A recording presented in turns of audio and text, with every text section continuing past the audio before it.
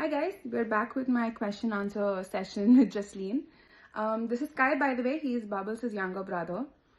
A little bit camera shy and a very sleepy dog. Hi Sky. Hi Soumya. Cat says hi too. So let's jump back right into our podcast series part 2.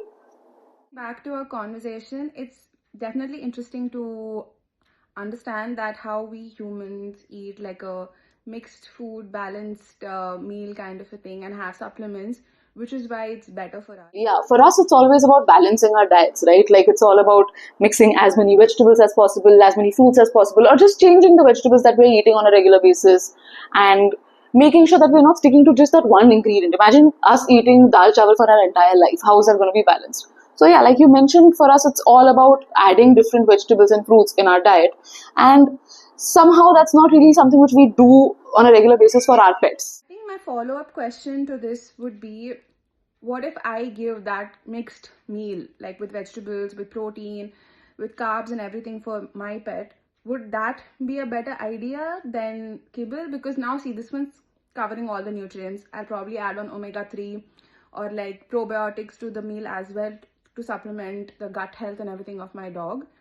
So then in this situation, would a home cooked meal definitely rate better than kibble, or kibble is really not that bad, it's just in my head? So I'm not against home food or completely pro dog food or anything like that. I'm not telling you that home food sucks and dog food is the only thing that you have to feed your pet.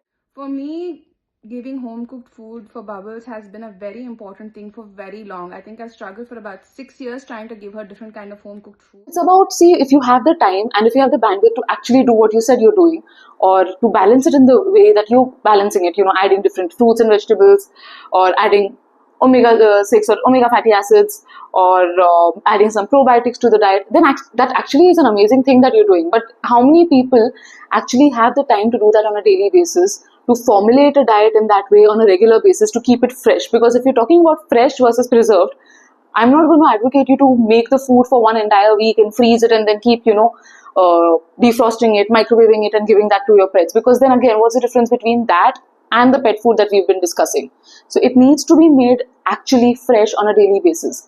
So if you're doing that every day, you have the time, you have the bandwidth, then that's actually amazing and go for it. And like you mentioned, it's pretty balanced. You are adding a lot of things to it. You're adding a lot of supplements to it over and above your regular curd rice, dal chawal, chicken rice and all of that. And I know I sound again like a broken record again and again going about dal chawal, chicken chawal, but that's usually what people feed their pets when it comes to home food. So not at all against that if you can do it and if you can balance it properly and make it fresh on a daily basis. I think my issue would be, if I am giving a whole balanced meal, is that better than kibble? Then I need to do something about it. Or if it's similar to kibble, then how do we get rid of this psychological feeling or thought process where you always feel like fresh food is better for dogs? Or like fresh food is better in general, right? Like even when you're growing up or with like your parents or family, everyone to just like say fresh food, don't give your kids bad food. So I think for me, it's a very motherly thing in regards to Bubbles. So I just feel like as a mom, I'm doing a bad job by giving like preserved food or like kibble or dry food or anything of that sort instead of giving fresh home cooked meal.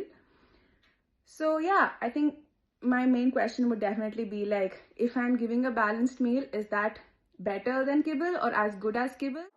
Okay, I'm going to break this down in bits and pieces for you. Like you mentioned, are you being a bad mom? Firstly, no, you're not. Like I told you in the last podcast as well, the fact that you have these doubts and you're asking them and you're thinking about it shows that you're actually a good mom and you're concerned about Bubbles and you're concerned about Sky. But coming to fresh food versus, and there goes cat, coming to fresh food versus kibbles, which is good, which is bad, again, like I said, if you're actually genuinely making the food fresh on a daily basis and it's not something which is stored in the fridge, or if it's not something which you're just buying off the shelf with those the fresh fruit brands which are there, which again do have certain amount of preservatives because they do store them and then they send them to different pet parents.